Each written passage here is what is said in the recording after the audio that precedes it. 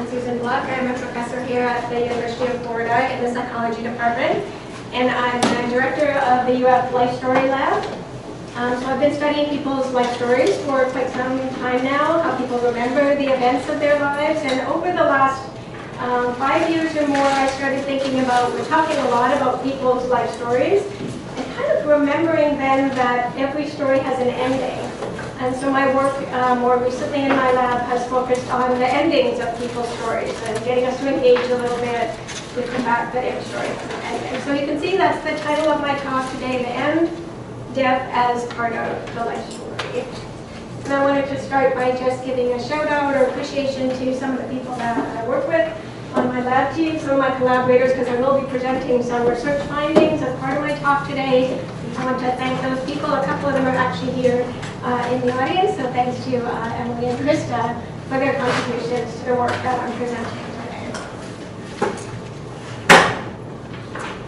Okay, so what's a life story? In psychology, the idea that life stories could be data, or what people will say to me, I'm a research psychologist, not a clinical psychologist.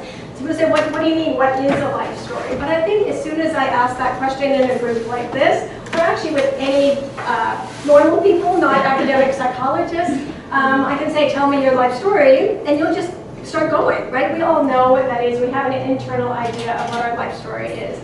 And not only will people tell us those stories and know what a life story is, I don't need to define it in some way. Most people love talking about their life and talking about their life story.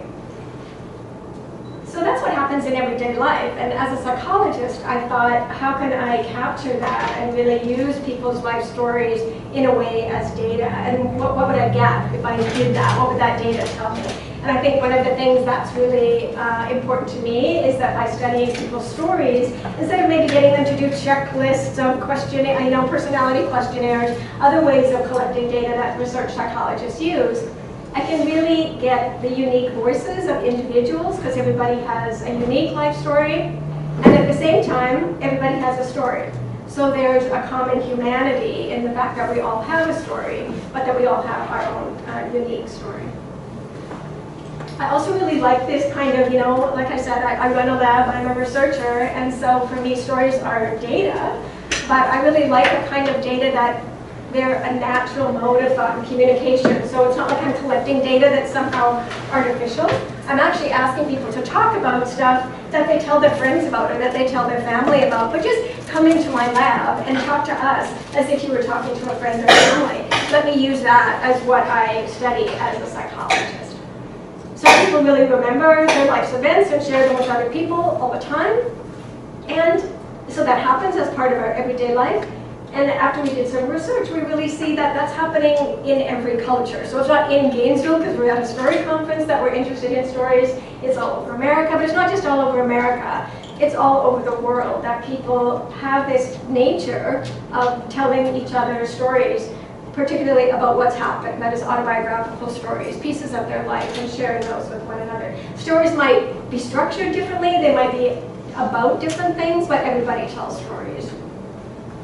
And not only across all cultures, but across our own lifetime. That is, from being really, really little, people start telling stories. So again, if you look in the literature, you see around age 3 or 4, almost as soon as we can talk and say full sentences, pretty quickly after that, we start referring to things that happen to us. So in a tiny, tiny way, telling a story. And we continue doing that as long as we can speak, basically, until the day we die.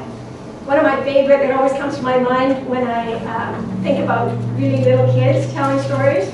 We think, well, how much do they really have to say? They don't have that many words. But I remember, I was studying autobiographical memory and people's life stories, and a friend of mine had a maybe 3-year-old, and he went to the park, and he came back, and later on that day, I think he was sitting on Minnie, and he said, "Doggy bit bagel." and then I was saying to his mom, "What's Cameron talking about? Doggy bit bagel." And he was telling a story. So his mom then told me earlier that day when we were at the park, a dog came up and a little boy was eating his bagel, and the dog, snuck up and then bit the bagel, and everybody laughed, and it was a funny thing. So that's a nice story. But the fact that young, he realized there's a story there, right? Something funny happened, and he was going to tell it to another person. So I think that's a nice example of how little we start thinking, here's a story, and not only do I have my story, I want to give you my story, I want to tell you my story. So because of that really natural and cross-cultural storytelling phenomenon, I think it's a really powerful research tool then for understanding not just human behavior. So a lot of psychologists, research psychologists will say, well, we study human behavior.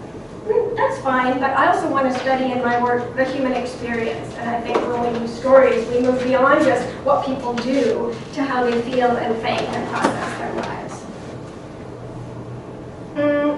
One thing I do, so we all have an intuitive sense of what is a life story. But I want to just be clear, when I think about a life story, it's not just what happened, right? So if you read a biography of somebody, it's like they were born at this time in this city, and then there's a kind of a chronology to it, and it's some factual events that happen. That's what we think of as a biography. But a life story is more than that. It says what happens, and sometimes it's told in kind of a chronological order. But it also is very much why you, the teller of that life story, what was important about it? What stood out about it? How do you evaluate it? How do you feel about it? And also what it means for who you are as a person today, because that's your story, it's where you come from, it shaped who you are. And it might also then, this is my story that I'm carrying with me, kind of help me to think about what I want to do next, where I want to go next. So basically the idea, my summary, is that we're born, and then we move across time and stuff happens to us, but it doesn't just happen. We then remember things that happen to us and form them into some kind of a story of what it's been like to be alive, being me.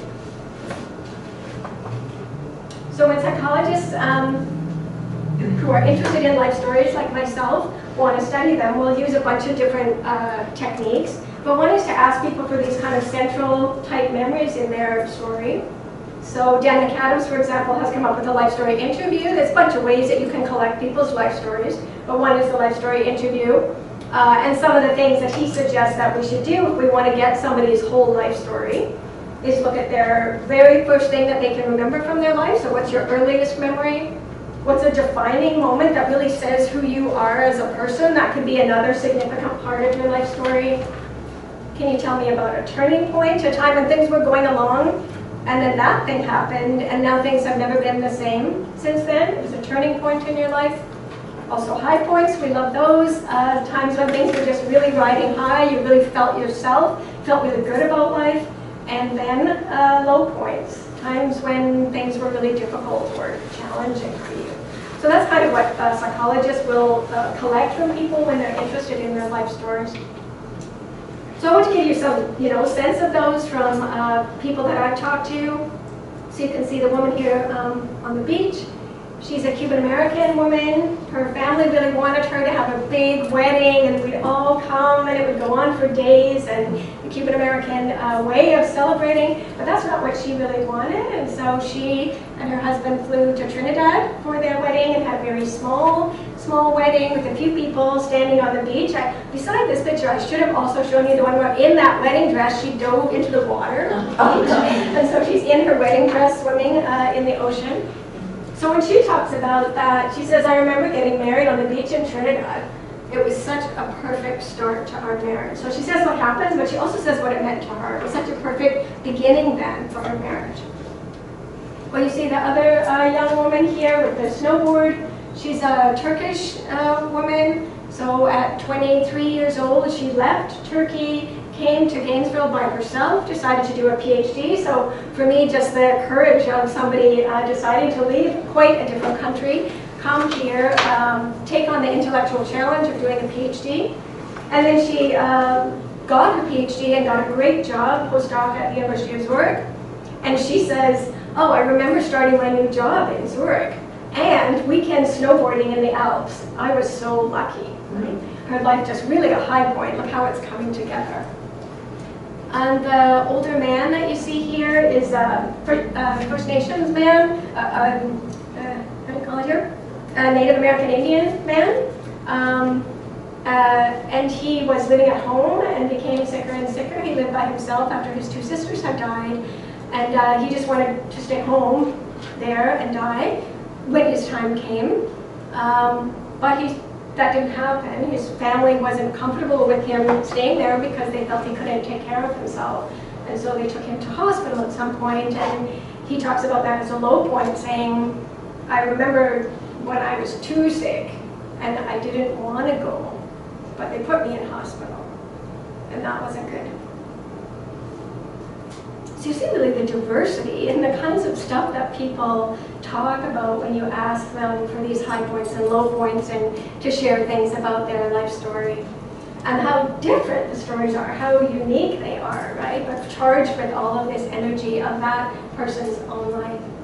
Whenever we hear stories, we always want to know, so then what happened, right? If you're reading a book, you're watching a movie, you're hearing somebody else's story, like, so then what happened? So the couple that I told you about, right? They got married on the beach. It's quite a romantic couple. So what happened next for them? How does their story end? Or this woman from Turkey, right? What an amazing woman to come here and do all of this work and go back then and live in Europe, still not return to her own country. What happens next for her? How does her story end? And then finally, this First Nations man, you know, he was able to keep his cool even though he wasn't really happy with the decisions his family was making. What a brave person. What a gentle man. What we want to know, right? What happened next? What happens in his story? Maybe you can kind of guess because of the title of this talk, but I don't really need this spoiler alert here, I don't think. So all of their stories are different, but all of their stories are also the same, right? They all end in exactly the same way. And that made me really start thinking about studying endings and the fact that we share in common with all other people that our story ends in the same way. That is, it always ends in death. So I thought about that academically and really wanted to start doing research on the end of the story and what that looks like. I'm thinking, you know, I've been studying life stories for years, and now I'm really getting it, that there's an ending. Of course there's an ending to the story, and I want to start studying that. And then it's like, ouch. But what, even mine? So I had to put this up on the slide, like, yes, me too, I am going to die. And then I thought, well, can I be brave enough to put this next part up, which you really don't want to see at all? Is it, you died too. So again, instantly, we have something all in common, no matter all of the diversity of our backgrounds and lives that we've lived to this point. We share this common humanity, is that you have to put your name here. So that's kind of my lead up to why I became interested in studying the end of the life story.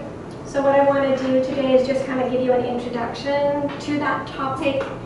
And then, as I started thinking about that life stories have an ending, I thought there's probably more, but I thought of two major ways that we could think of in how that might manifest. And one is that while I'm alive, and I'm sure other people, as soon as I say this, loved ones in your life will spring to mind. So while I live, other people's endings become part of my life story. So my mom's ending, my dad's ending are integrally part of my life story and the story that I live myself now. So that's one way, as a research psychologist, that I can think about, oh yeah, others' endings are clearly part of my story. But also then that I'm going to die. And so my death is not in terms of destiny, but waiting out there for me. And once I acknowledge that my story has an ending, does it change the way that I think about what came before? Does the ending, or thinking about the ending, and that my own life will end, change not just the way I live, but the way that I narrate my story of life?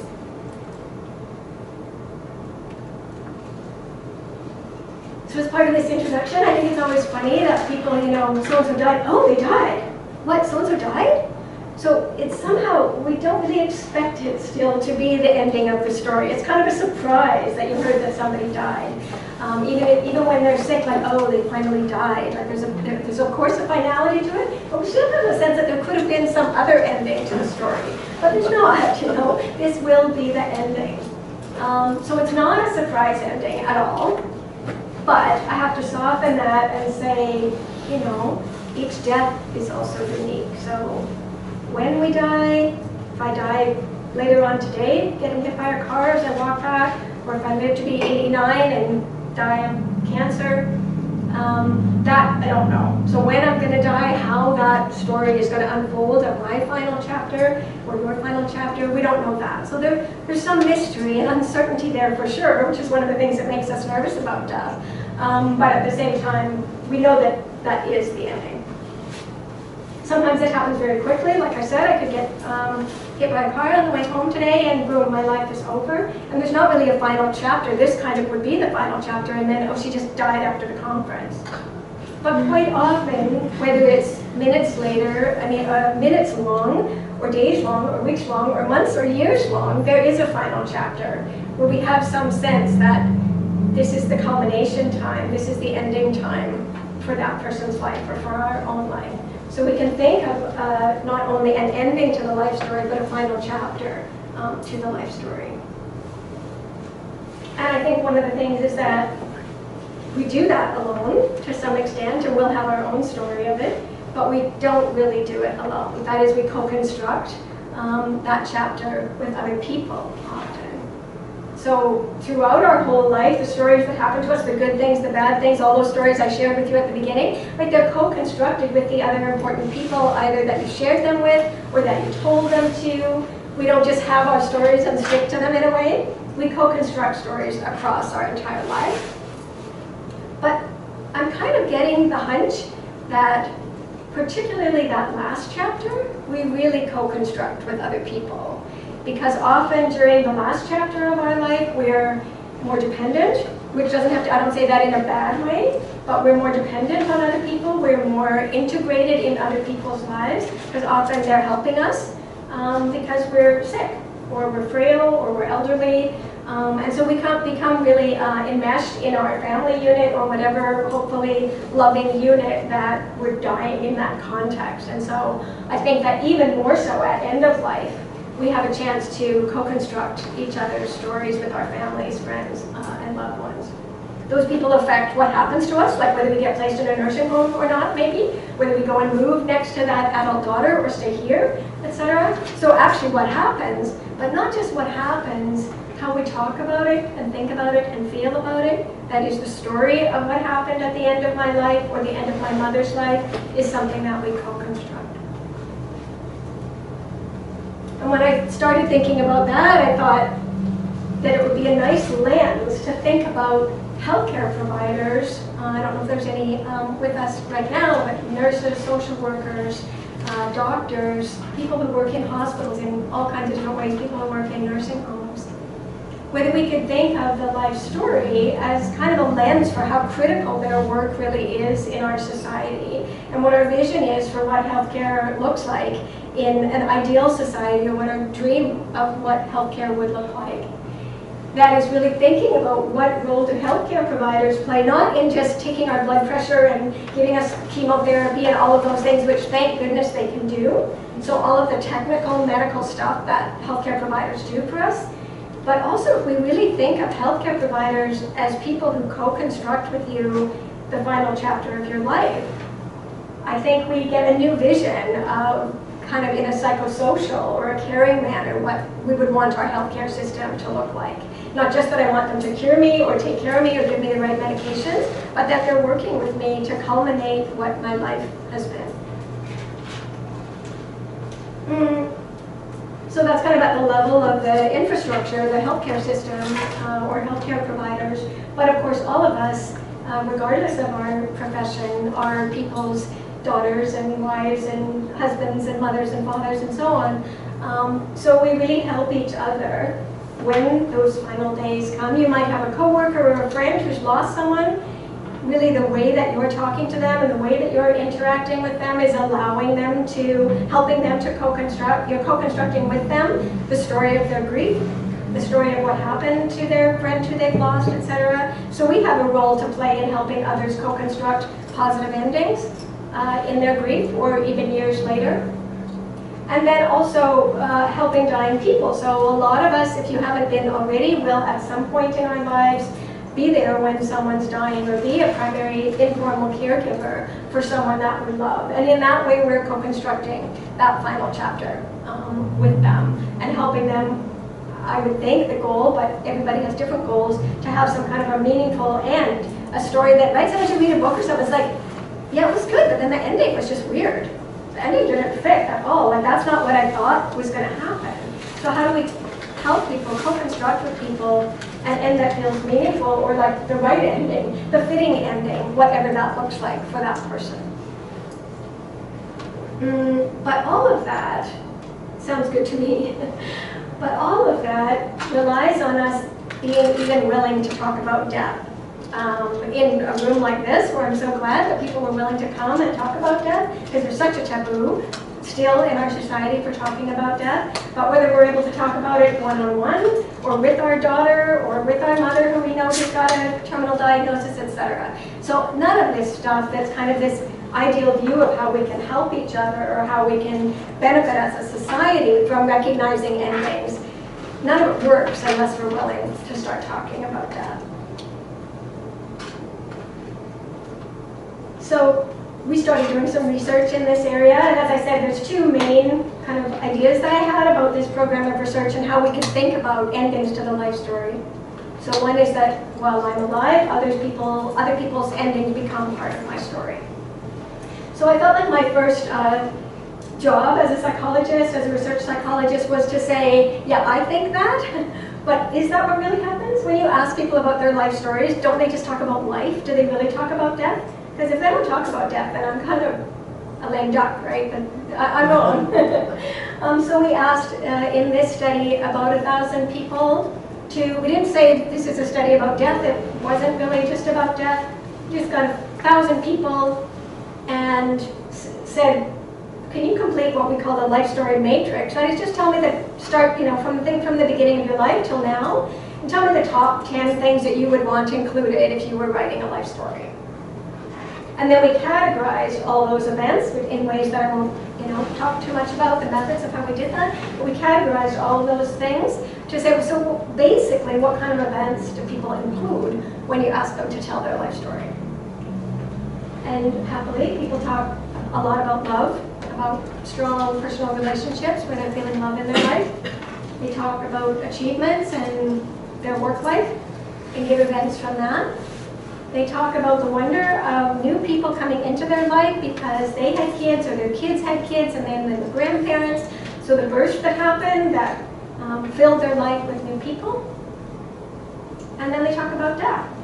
And so it really was very common for people to bring up, when you just said, tell me about the most important things in your life story, about 17% of them were death and illness, serious illness or death-related events. And it was just as important as birth, or important in terms of just as frequently as people said about this wonderful new person coming into my life, they talked about people exiting from their life through death. And I think it's interesting because when somebody's born, like we don't say, oh, well, I don't really want to talk to you about, this birth of my grandchild. And I know we should really speak in hushed tones, right? When I talk about this birth of this little tiny baby, right? People don't do that. It's like, I had a grandchild, and it's wonderful, right? So people tell those stories all the time. We have lots of room for outlet for talking about births. But people are carrying these stories of death with them in their life story too. And there's not much of a chance. We do talk in hushed tones if we talk at all, or have chances to tell those stories about the deaths in our lives. So I felt like I had something to go on once I saw that, about 17% of the events that people brought up when you just asked them what happened in your life are death-related or serious illness-related events. I didn't want to just stop at what's the frequency of them. So we did another study where we asked the question, well, do people learn something about those events? What do they learn from those events, or if anything, maybe nothing? So we asked them to share a story. Basically said, give me a death-related memory from your life, and they gave us the story of that. So that's how we work in our lives. Basically, just tell me as if you were talking to a friend, and then we give them some kind of a cue. In this case, a death-related memory from your life that you'd like to share. And then once they shared the story in an open narrative, then we said, well, certain memories embody lessons that we learned. Would you say you learned a lesson from that? You might not have. Sometimes things just happen. But you also might have. And if yes, can you just give me like that in a lesson, like a brief motto?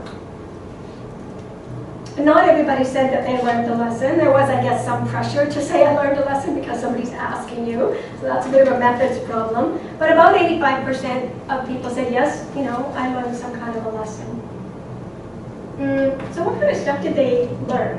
And we content coded these. Again, I won't go into the methods for that, but we content coded all of those lessons that people gave us.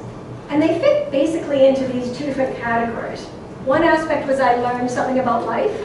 That is, I kind of changed my life philosophy in some way from having gone through this death experience in a way that suggested to me that life has a different purpose or a different direction than what I thought before that death had happened, or that the world has some different order or meaning, like being alive and the world that I live in is a bit different now because of that death. I think of it differently. And then other people didn't really learn stuff about life. They learned stuff about death. So it was really death specific. So from that death, or helping my mother die, I learned a new understanding of what death is, or enriched my understanding of death itself. So I want to give you a sense of what some of those stories were, and what some of those life lessons were. A bit easier for me to read here, if you don't mind. So what kind of stories did people tell us? Well, I was in the room at the hospice, and my wife was sleeping. And I'd stayed by her bed all night, and about 7 in the morning, she started to move, and I called the nurse, and when she came in, she found that death was close, and she went to get my daughter, who was in another room sleeping. And when my daughter came in, my wife seemed to just kind of wake up and said, "Hello, sweets." She said, "Hello, sweets," to my daughter. It was really strange, you know, she'd been sedated and hardly moved for 24 hours or more. That was something I'll never forget. Or somebody else says, well, there was a young woman at our hospice who had one thing she wanted to accomplish. So this is a hospice nurse, was this participant. One thing that she wanted to accomplish, that was to plant flowers in front of the house. And I was so sure that she wouldn't be able to do this, as she was really ill by that time and frail. On the next morning, her mother called me and told me that she'd gotten out of bed and gone out and planted those flowers. She told her mom to make sure that she called me and reported that her task was done. Those were her last words. Another one, I remember a specific moment when he was dying. That morning in the hospital, the young doctor entered the room and asked me if my husband's wedding ring had any inscription, and explained that he needed to cut the ring off of the swollen finger. And I replied there was an inscription on the inside of the ring. And the doctor cut away the ring and handed the 2 pieces to me, and then, you know, left. And through my tears, I held those 2 pieces to the light, and I saw that it had been cut exactly between our 2 names. To me, it was like a sign, and I whispered to my husband, "It's okay, honey, you can let go now." And shortly after, I watched him take his final breath. It's really amazing to me, the stories that, you know, these are strangers to us, and they come into our lab and tell us these, to me, really, really beautiful stories. Stories are sometimes also a little more complex. I think these ones have a beautiful emotional tone, but sometimes they're a little more complex than that. So these are just smaller excerpts. Person says, talking about it, and then says, "And I often feel like she was handling that illness better than I. And she didn't want sympathy. She felt she had to be the strong one, both to me and to her family. And I often ask myself, when my time comes, will I be that strong?"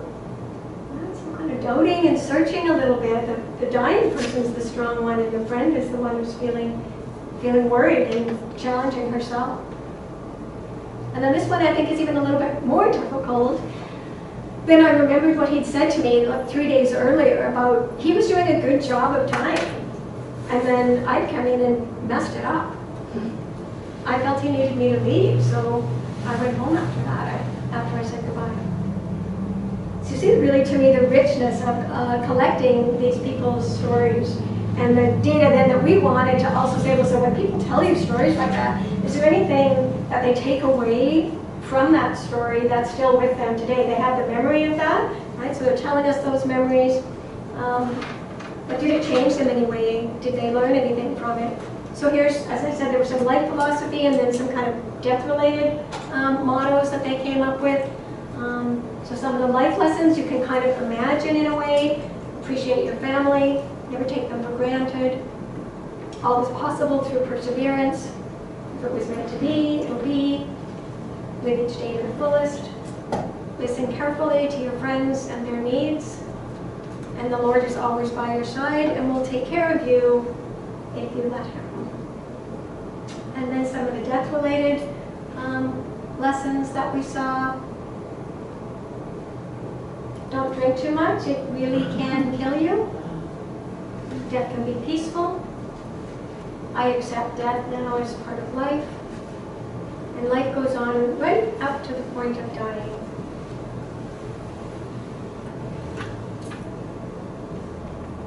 So those were kind of in my first bundle of things of how other people's deaths become part of our own life story as we live on. After we've experienced those deaths, maybe bring those memories forward with us, learn some lessons from them. And the other kind of way that I wanted to think about death as the end of the life story is that my life has a final chapter. So you can think for me as a psychologist who runs a lab, though, how do I get people to remember? I can't really ask people, so remember when you died? Can you tell me a bit about that? Right, so in the other case, we had them telling about their friend's death or their mother's death or whatever, but obviously people can't tell you about when they died. So how would we go about doing some research in that area? And when I first thought of that idea, like how can we ask people about when they died, except if we're talking about near-death experiences and so on, a whole other category. But this is a picture of my mom here, and I remember she's dead now. But I remember she wasn't dead at all. She was quite well, but my dad had died, and she was in her 80s at this time. And you know, I'm this philosophical psychologist daughter, so I was really thinking, like, Dad died. I mean, Dad, who was with us and doing stuff all the time, died and is gone. And wow, that's really something. I was sitting with her one day, and then thinking, like, she's going to die too. You know, Mom's going to die too. And so I just burst out saying to her, you know, I mean, Dad's gone now, you're in your 80s, I know you're doing well, but, you know, we kind of know now, like, you're going to die too. And what do you make of it, Mom? Like, what do you think? Like, what? And she said, I don't know, I haven't tried it.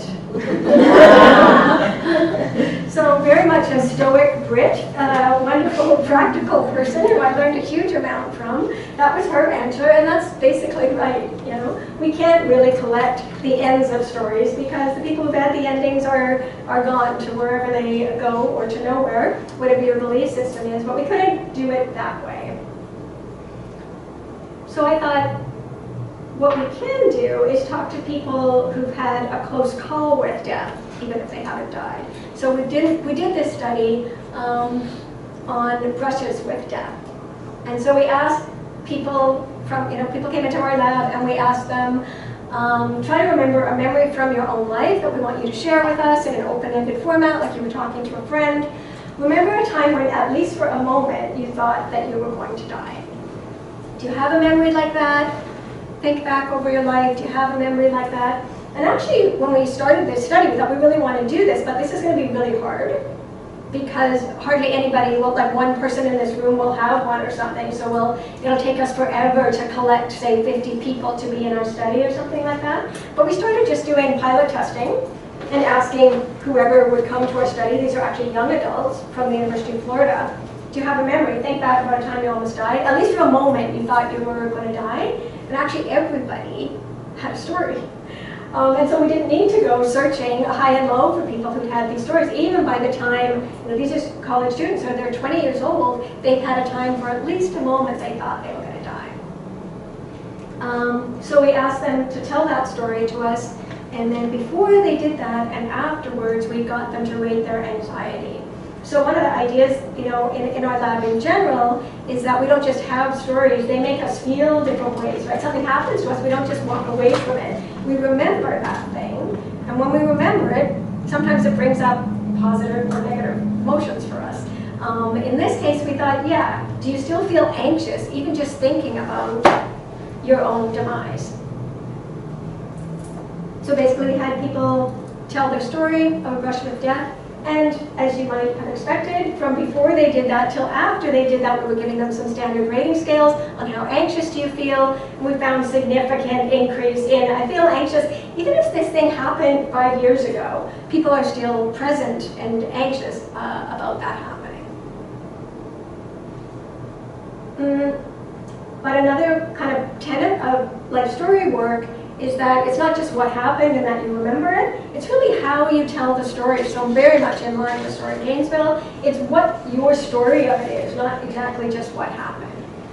So does the way that you tell a story of almost dying affect how you feel when you tell it later?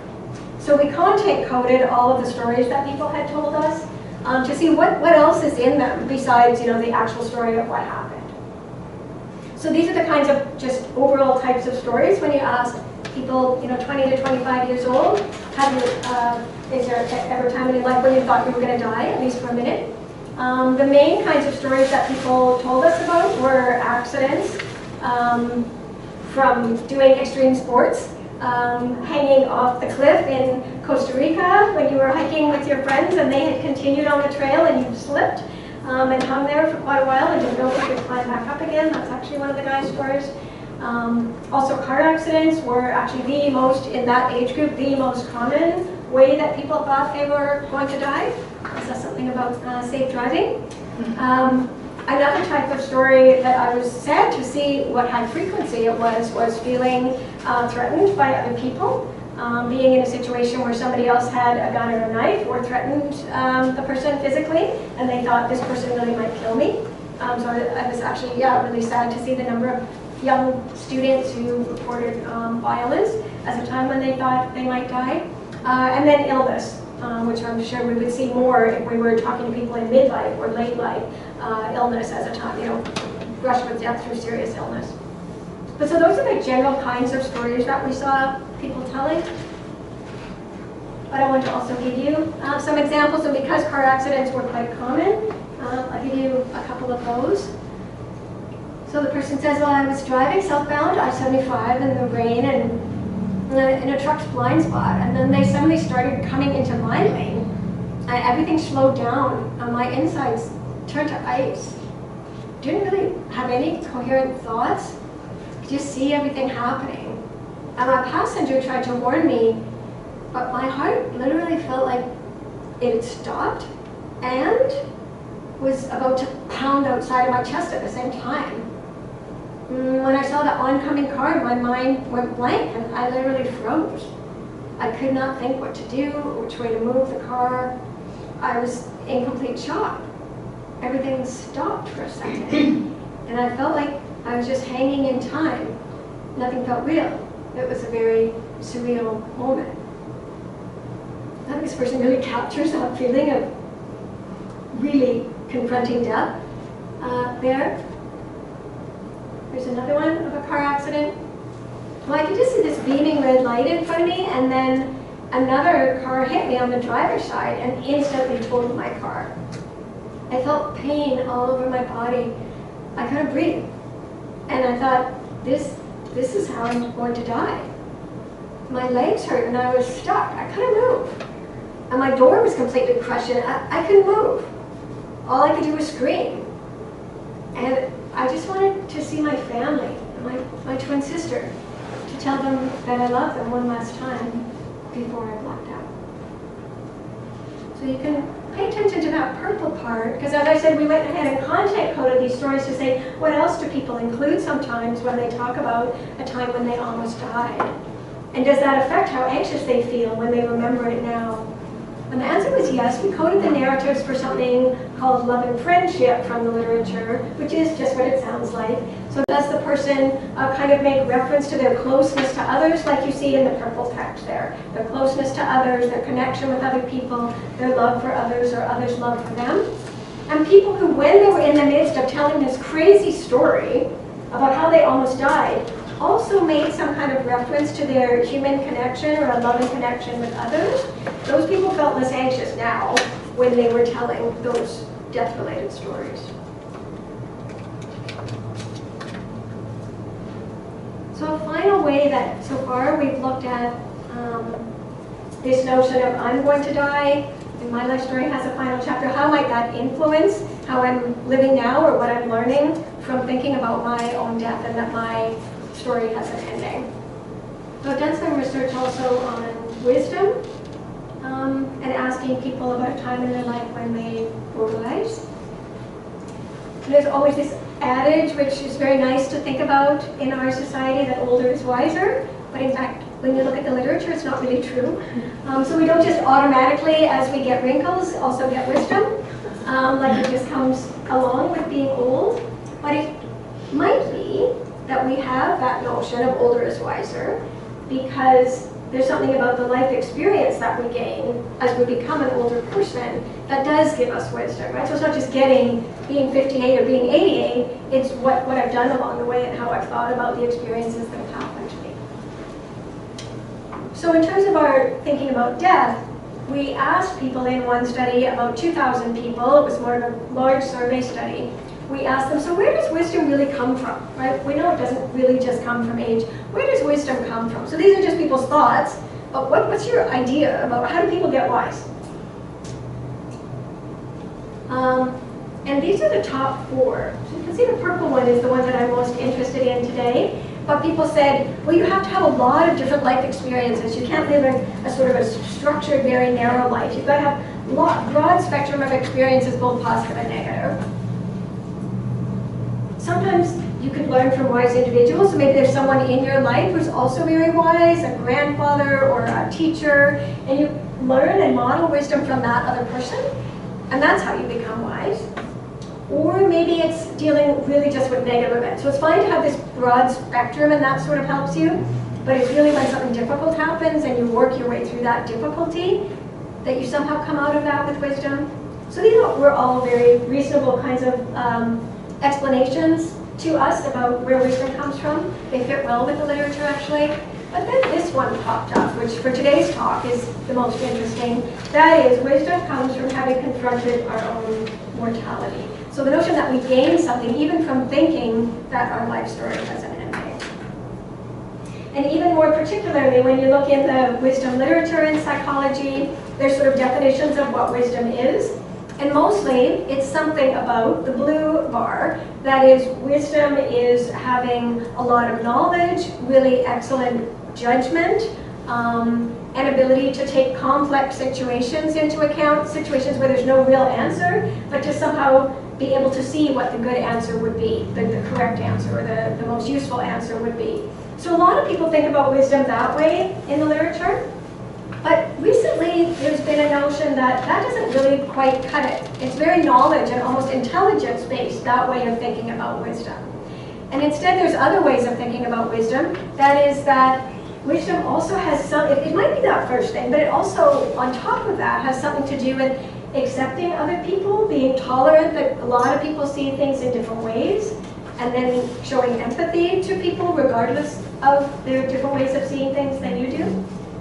And then also even beyond that, it's really a virtue. That is that somebody who's wise can see the common good. And even has maybe a love of humanity, wants this to be a solution that everybody benefits. And I think what was really interesting is that when you look at people who believe that wisdom comes from confronting your own mortality, we're much more likely to endorse that definition of wisdom. One that's much more accepting, tolerant, empathic, compassionate. Than this kind of purely cognitive, intelligent view of what wisdom is.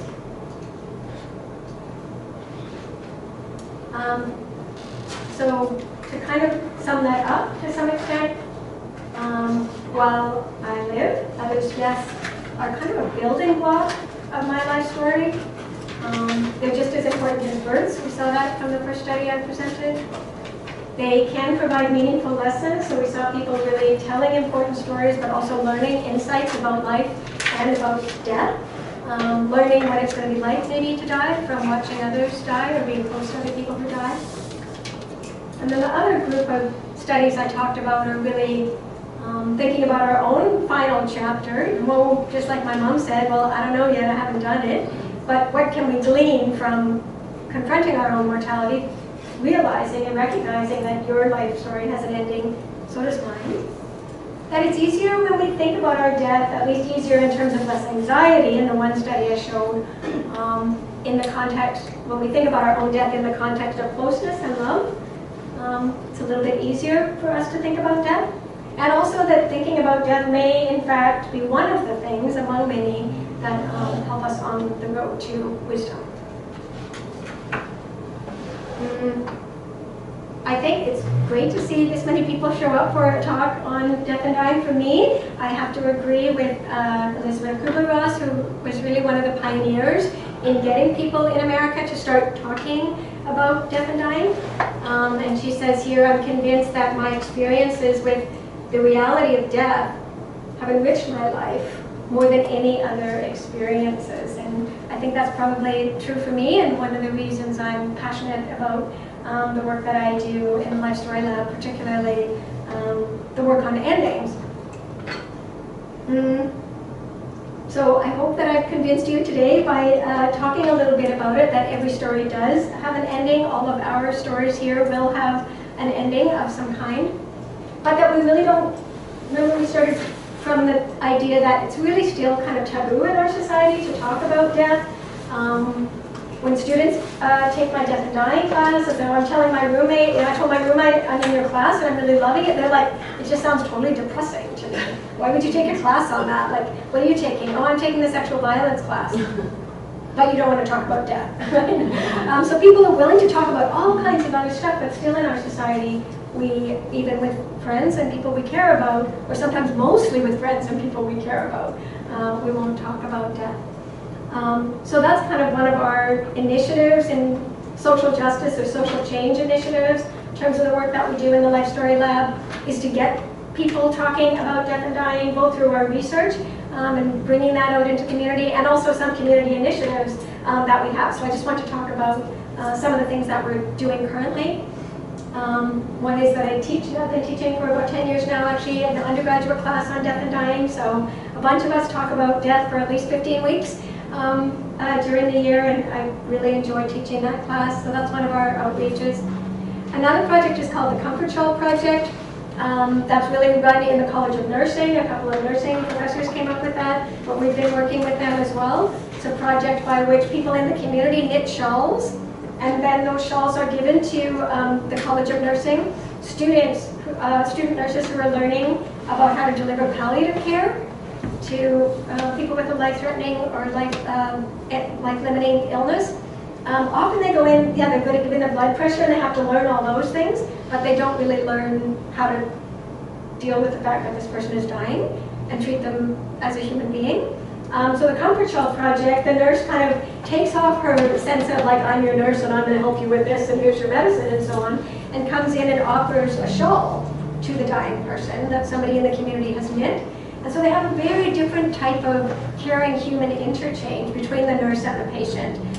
What shawl would you like? Oh, this one's called Bluebird, and this one's called Sunset, and I'll lay it out on your bed for you. And they're people for a few minutes instead of the nurse and the patient. So that's a project that we've been involved in, helping the College of Nursing to evaluate that program, to say what's working and what's not in terms of what are student nurses getting out of being part of the Comfort Shawl Project. My students who are here today, Emily and Krista, have worked with me and others on Before I Die walls. So some of you might have seen those around the Gainesville community last April. I think for the last 2 years we've done those. So we mount one on campus, and we work with the NICAP group in U of Health, who also puts Before I Die walls up around Gainesville. So I won't say too much about what those are, but any of these things, feel free to talk to any of us about afterwards. Also, we've been hosting Death Over Dinners. So Death Over Dinner is a national initiative for getting people together, like just us. We're going to go for dinner and talk about death. So it's getting strangers to go to get together, and then have kind of a loose agenda for saying whatever we want to say to other people, just to get that conversation going. So I talk to you about it. Oh, well, now I feel like I can talk to my husband about it. Getting people more comfortable with talking about death. So that's a national initiative, and actually Emily and Krista have now been working on doing a program evaluation to say, when we run these death over dinners, and people come and do this, they were telling us, we were doing it as a service project, people were saying, oh, we love doing this and we learned so much and it was such a cool experience. But there was really no research saying, so what happens for people when they participate in a death over dinner? What do they actually come out of it with? So that's what we've been doing, is doing some pre-test, post-test, and then running 12 death over dinners this semester. There's also death over dinners at the Gainesville Senior Center. If anybody's affiliated with that center, they have them once a year, and we're often facilitators there. And then the final thing I could think of that we're doing right now is with the College of Nursing and the College of Journalism and Communication, a project on dignity therapy, which is basically the idea that at the end of, for some people, at the end of their life, they haven't felt like they've really told their story. And for them to die with dignity, it doesn't just mean some of the things that palliative care is about, like being pain-free, so that you're not screaming your way into death, or being having good communication with your provider. Some of those things, allow you to have a death with dignity. But also there might be a notion of being understood and your story being understood, particularly if you have had a difficult story or if there's nobody in your life who you feel is going to listen to that story. And so the Dignity Therapy Project is one in which either a nurse or a chaplain is at the bedside of somebody who is for sure terminally ill, and that person has a chance to tell their story. And then that's created into what they call a legacy document, a kind of a legacy book that if they want to, if they feel comfortable with, they can leave for their family after they're gone. So those are some of the ways that we're kind of getting out into the community or around UF and encouraging people to talk about death a little bit more than we usually do. So that's my talk for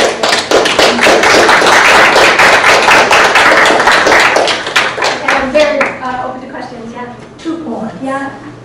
You said nothing about obituaries. Oh. And obituaries, I read them. Not everyone, but people I know. And they're telling stories and obituaries. Absolutely. And some of them are wonderfully written, telling what they have done, things they belong to. And then others are embarrassingly lacking. Or this short. And unfortunately, that's because you have to pay to put an obituary into the paper. Mm-hmm. And I understand that. But I think maybe something you could include in your death over dinner is writing one's own obituary. Yeah. Absolutely. And in fact, in my undergraduate class, that's one of the assignments, is that students have to read the obituaries from the Gainesville Sun, online, of course online, for students, or what town they're from, or they can look at the New York Times or whatever they want to do, but they need to read some obituaries, and then they have to present 3 of them to the in a written paper, saying, what do you think was going on here? Like, what's the story, what's the function of us writing these obituaries? What is it we're trying to get across? And why of them sometimes have these beautiful, emotional, meaningful stories, and other ones are either bare bones, or you really feel like there's something missing, or there's something jarring. And so they do that project, and then the end of it is write your own obituary. My younger sister said, I want you to write your own obituary because I would never do you justice. Right. And the other point that you didn't cover are memorial services and funerals, because today, so many times the minister will invite friends and family up to share some comments about the dearly departed. And I think that so humanizes a funeral and makes it from being a sad occasion to really celebrating that person's life by sharing stories that you have went out. Right, and I didn't present the data today, but we've done a new study that we're just analyzing right now where we asked people, if you could think of one memory that you would want shared about you, what's the one thing you would want people to remember about you? For example, if there could be one story told at your funeral, what would you want that story to be? And I think it's a really great self-reflection tool for all of us, because really what it says is, who do I most want to be in my life? Like, what's my ideal self? But not just like some pretend ideal self. It's really something that I've done before that I feel most represented the best in me as a human being. And then maybe I can start living more by that story today, as well as just wanting it what I remember. And a suggestion, especially with women, in an obituary, put the full name, including the maiden name, because of genealogical research. Right. Or your people who knew you earlier in your life, as well as genealogy, yeah. I just wanted to say that I love your talk, and I'm really amazed by the fact that you're trying to do that, because when you ask people, imagine that your dad died, they tend to say, oh, don't even talk about it. And I recently had my roommate, she lost her dad last week. Oh. So she was crying, and I came to talk to her, and she was like, I don't know what to do. Like, I don't even know how to react with my little brother, because like she was saying that nobody taught her how to react to the death of her dad, so she doesn't even know what to do, and like it was just painful for her, and Yeah. like she kind of forgot that her dad could die one day, so I just really like that. So. And I think that, that's one of the many reasons why I like doing this kind of work is thinking about people in your age group. I'm assuming your roommates around your age, that you're not expecting your parent to die when you're that old. Like when my mom died, I was 50 or something. I was kind of expecting it. It was still really difficult and really hard for me to process, but when somebody dies that early in your life, you're really not expecting it. And also your peers, your friends, who you think are really your friends, they don't know what's going on. They don't know how to talk about death because we never talk about it. And so then you look even to your best friend or something for support, and maybe you get it, but maybe you don't. And then you're really left alone just because we're in a society that doesn't right from the get-go start talking about death. Even, I know it can be controversial, but that's another thing we talk about in my classes, even with kids, like how early should we start having death education, or what should we tell little kids when they say, what's wrong with that bird? Why doesn't that bird move? Right? That's an opportunity for us to start saying what is it we want to say? What's the story or narrative that we want to have about death in our society? I think it's really important to give our parents and grandparents an opportunity to tell their stories. And 20 years before my dad passed away, he was older, and he was a colorful character, had many stories through the years. And so over a summer, I just sat him down with a tape recorder, and I had him tell me every story I could remember that he had told me. What was the one about? Yeah. And then over the next summer, I transcribed it all into a book, and I gave it to every member of my family, including him. And right after I did that, he had a stroke, and he could never have told those stories again. So that was like such a treasure to me. And then when he passed away, it devastated our family. But after the preacher's homily, people started telling those stories. And it was so uplifting. You just, rather than feeling, I'm so sad he's gone, you felt, I'm so glad I got to live with that person. Right. So it was absolutely. And I think that through stories too, those things can coexist. Like I'm still sad. I can't, leave you after I leave here and go have tea with my mom. I wish I could. That is sad for me still.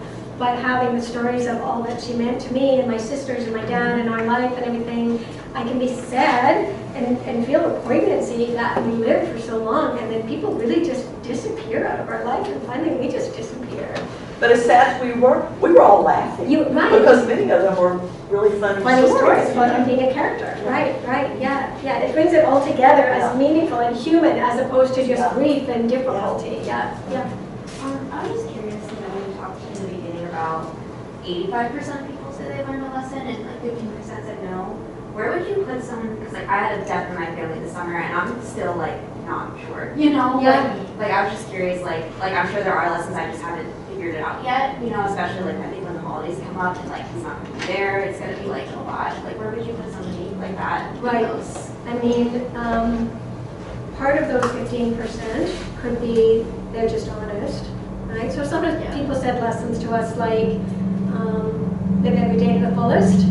Well, yeah, it's also on some calendar that you can buy for $5.99, you know? You didn't need your mom to die to get that lesson. So in some ways, I think it's just being honest with yourself, saying, I don't know yet if I've really learned or what I've learned, because this is a pretty big, deep, intense experience for me, you know? And the other thing about all the studies that I showed where people were talking about death in some way is that, you know, they weren't in some grief program or something. Somebody hadn't just died in their life.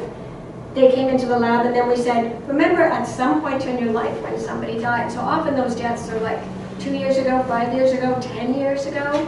And now over time, the person's maybe gotten out of the initial part of like, I can't even process this, like shock, or I just feel really bad about this. They've gotten sort of beyond that to some extent where they can start thinking about it, appreciating it, learning things from it. And so often it's like the time course of grief. And you might never learn anything from it. We don't have to learn anything. But at the same time, it might be the time course that over time, as you have less of the emotion and more self-reflection, you have a little bit more room in yourself for self-reflection, that some things will come out that will help you next time you face a death, or if you're a caregiver or helping someone else in your family or friend who's sick or dying. Yeah, that would be my thoughts on it. I was thinking two things about responding to someone dying when you were talking about your roommate. I think, first of all, there's a fear that you'll say the wrong thing. Yes, absolutely. And it will hurt. Make things worse. And so you want to be very careful. And then I think the other thing is, after a while, and time has passed, then the person who is grieving wants to talk about that person, because it brings that person, that he or she is still alive, Right. still part of the story. Someone else and still part of cares your too. life. And so for us, it's discerning which is necessary at that moment. Right. And I think, although you're right to be more sensitive, but I'd say if you're going to have to go, what should I do? I'd say always mention the person who's died. And that's kind of my experience, and partly from the literature as well. People saying, everybody acted like, I don't want to bring up Tom, let's say. Tom, your husband who died. I don't want to bring up Tom because I don't want to make you feel bad. We're having a nice time, having a glass of wine after work or something, and now I bring up Tom or just even mention his name. Well, when you and Tom did that, it's going to be a big downer. As if you're not thinking about it already. Like if the person's husband died or mother died or whatever, it's not going to be you reminding them. They kind of know already. So don't ever think like, oh, we're having a nice time and then I'm going to bring them down. This thing has happened to them and you're going to be recognizing that by mentioning something. Discerning how much to say. How much to say. I think that's right. part of it. Right. As if we're going to try to say the thing that's going to solve it or make them able to, rather than just saying, oh, I used to love when Tom did such and such. Remember when we went with Tom to this and that, right? And they're like, oh, she also really appreciated Tom. It's not only me who misses Tom.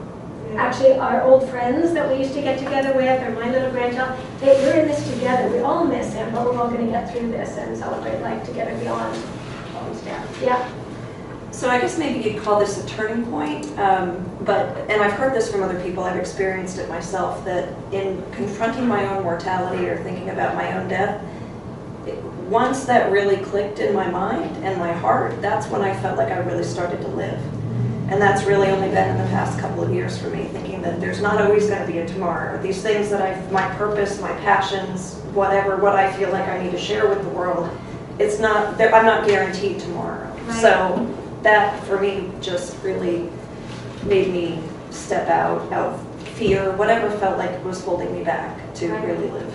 To say, now's my chance. There's only so much time, and I'm really amazed, and that's wonderful that at what looks like at least a pretty young age that you've been able to do that, because I think that's part of our youth is the sense that life goes on forever, right? And there's something wonderful about living that way when you're young, but at the same time we miss that poignancy or depth of realizing, no, it doesn't. So I really need to do what I want today. Yeah, it sounds like you've kind of gotten there. I feel like, I teach a death and dying class, so I talk about this for 15 weeks every year. So for me, it's like a life intervention that I can't stop thinking about death because then I teach it again in fall. And do this kind of research in my lab as well. But I have to say I go back and forth on actually believing that picture I showed you of, you know, me with my 1960 to when. So I don't know if you'll find out over time, but sometimes I really get it for myself, not as a psychologist or professor, just as Susan, that I'm really going to die. So what does this mean for me inside? What do I want to do? Sometimes I really get that, and then other times I act like I'm going to live to be 105. So I think it's an everyday mindful kind of thing for me, anyways. Yeah. Are we supposed to be somewhere else at some point, or are we all right? I think we were ending at 2:30. Is that correct? Yeah. So I should probably say this is the end. Oh, it says closing the ceremony.